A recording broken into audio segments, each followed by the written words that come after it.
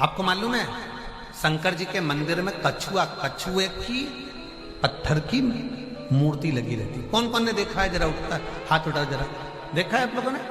त्र्यंबकेश्वर जाओ तो शंकर जी के मंदिर में नंदी भी मिलेगा, कछुआ भी मिलेगा।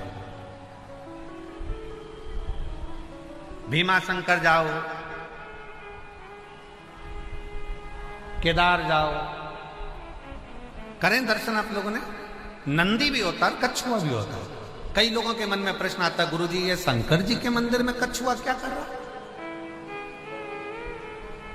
शिव जी को कछुआ प्रिय क्या? शंकर भगवान अपने मंदिर के बाहर कछुए को इसलिए रखते हैं क्योंकि कछुआ जब दुनिया के लोग परेशान करते हैं ना, तो कछुआ अपनी इंद्रियों को समेट लेता है, मौन होकर पड़ा रहता है। जब दुनिया ताना दे, गाली दे, आप शब्द कहे, पलट कर कुछ मत बोलो, मौन होकर बैठ जाओ, क्योंकि दुनिया का सबसे बड़ा आभूषण है मौन रहना। चुप रहो, चुप रहो।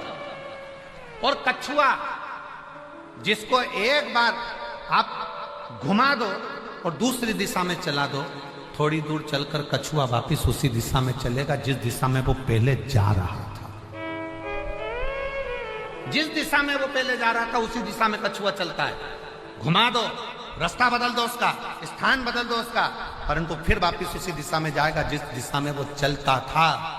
शिव महापुराण में शंकर भगवान के सामने कछुआ इसलिए रहता है कि शिव कहते हैं अपनी मंजिल पर जाना है और अपने लक्ष्य को पाना है तो चलते जाओ, कोई दिशा बदल भी दे फिर पलट जाओ और अपने लक्ष्य की ओर बढ़ते जाओ।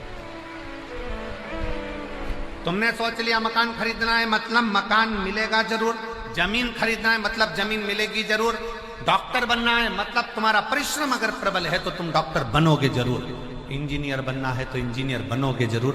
थोड़ी लगनता, थोड़ी, फिर वही बात कहेंगे, थोड़ी मेहनत हाथ की, बाकी कृपा भोले नाथ की। थोड़ी मेहनत हाथ की करिए और बाकी की कृपा भोलेनाथ की। कौन काम है जो नहीं हो सकता?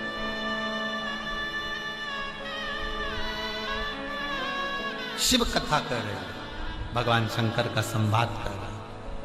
तारकासुर,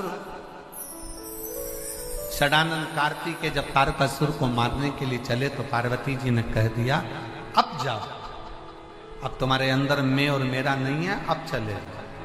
और तारकासुर को मारना पर एक बात याद रखना, उसके हृदय में शिव बसता है।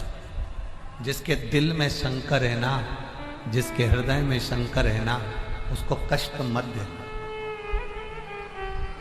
शिव महापुराण की कभी निंदा मत करो, शंकर की कभी निंदा मत करो, और शिव का कोई भक्त है ना उसकी कभी निंदा मत करो, नहीं तो विनाश निश्चित होता है, तकलीफ आती है।